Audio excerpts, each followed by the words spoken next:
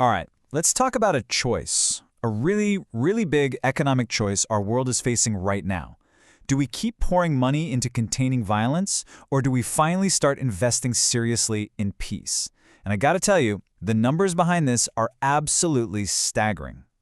Okay, just look at this chart. On one side, you have the total funding capacity for our entire global peace infrastructure. We're talking about $6.4 billion. Now look at the other bar. That's what we spend every single year just to contain violence. Nearly $20 trillion.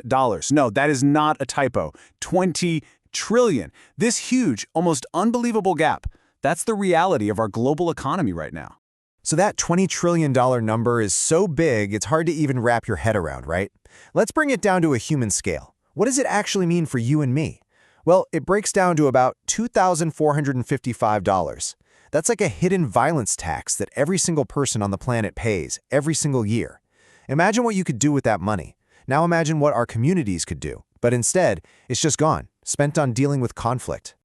Okay, so if we're ever going to figure out how to fix this, we first have to really get a handle on the problem. Let's deconstruct that massive $20 trillion burden and see what it's actually made of. So what makes up that cost? Well, take a look. A whopping 73%, almost 3/4 of it, is direct spending. We're talking military, internal security forces, that kind of thing. The other chunk, about 27%, is all the indirect stuff. Lost productivity, economic fallout. What this really shows is that the cost of violence isn't just about active wars. It's this constant, heavy weight on our global economy, day in and day out, even when things seem quiet. And if you want to know where a huge slice of that spending comes from, here you go. Just the top 5 countries you see here, they're responsible for more than half of all military spending on the entire planet. That adds up to over $2.7 trillion right there. That's a massive piece of the puzzle, contributing to that nearly $20 trillion hit to the global economy. But it's not just about tanks and armies. There's another, much quieter force that's driving instability in the world. It's an economic model, and it's been called digital slavery. Think about it. Every single time you click, post, or search online, you're creating value. But that value, your personal information, your digital labor, is being collected, packaged, and sold by huge companies, and you're almost never directly compensated for it.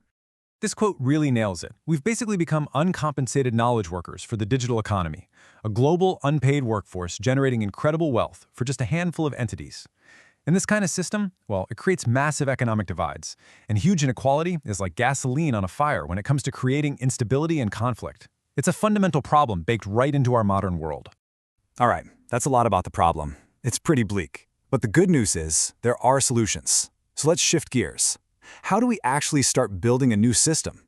One that's designed from the ground up for peace and prosperity, instead of one that's just endlessly trying to contain violence. Well, the first piece of the puzzle is institutional. It's about creating what are called departments of peace within governments. Now, we all know about departments of defense, right? They're mostly reactive. They respond to threats. A department of peace would be the complete opposite. It would be proactive. Its entire job would be to invest in the things that actually build lasting peace. We're talking everything from education and economic fairness to protecting our digital rights. And what's the main tool in their toolkit? Something called humanitarian ICT. ICT is just information and communication technology. So this is technology in a software, networks, apps that's built with one explicit goal: to help people and promote peace. It's basically tech for good, not for profit, not for war, but purely for human rights and justice. So remember that whole digital slavery problem? How do we fix that? Well, the answer could be a brand new model called knowledge banking. It's exactly what it sounds like. Imagine your regular bank, right? But instead of holding your money, it secures your knowledge, your data, your creative work, all your online contributions. You own it. You control who gets to use it. It's a total game changer that puts economic power right back into your hands. And all of this together, this is what creates a true knowledge economy. When what we contribute online is actually valued and we control it, it kicks off this amazing positive feedback loop. That data can be used to create better public policy, leading to real-world results like better healthcare and stronger communities. It's a system that finally treats human ingenuity as the most valuable resource we have. Okay, I know what you're thinking. This sounds huge. It sounds ambitious and expensive. The big question, the one that always comes up is, how on earth do we pay for all this? Well, believe it or not, the answer to that question might be the most exciting part of this whole idea. Let's be real, the numbers are daunting. Just getting everyone on the planet online has a $1.6 trillion price tag.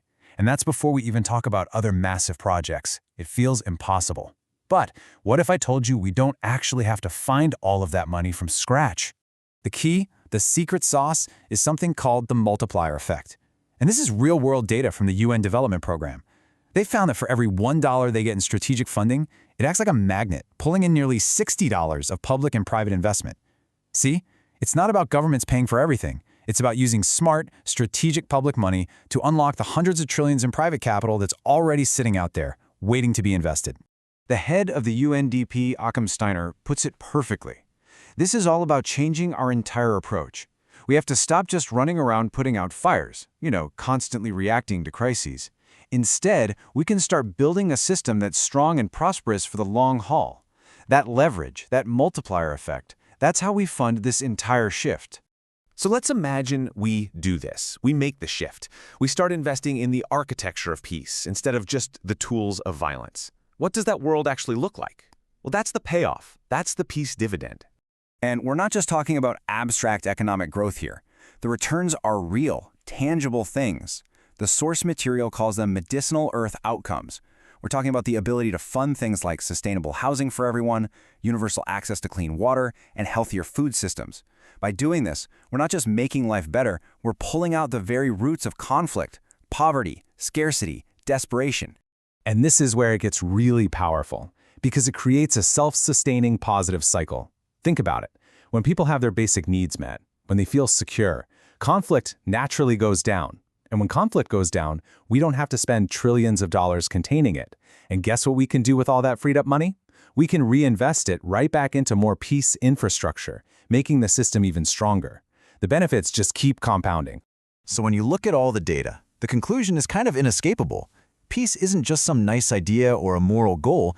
It is, by far, the smartest, highest-yield economic investment we could possibly make.